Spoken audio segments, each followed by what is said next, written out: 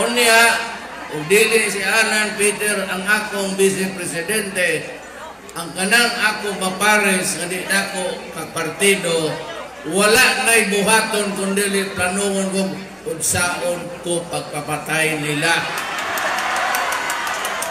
Bagay ako po siyang giingnan nga ayaw kaguol senador. Kaya mapildi ko niya mudaog ka, ako'y bahala pagpapatay sa presidente para balik ka naman sa anak, wala na, utok lang na. Kanang kularga na siya sa akong hangyo. Bitaw tinuod. Kaya siya manggod ang hangyo, maing laki, bright, abogado, maghamit na ko siya sa kabinete. Ang ako kanang tanaw niya, mura o daog siya, kwaon na ko siya, kung atong foreign secretary.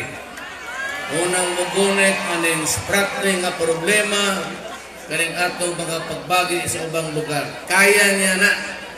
So muna katagain na kodaan ninyo o Secretary of Foreign Affairs ang atong sunod ng mainlaki bright. Kanang uban, masabi ni Bawa anang yawa. Bright. Alan Peter Cayetano. Butuhin ko niya. Ay, masitas na lukamot niya ang mga. Bitaw. Butuhan ninyo, dili. Landok na.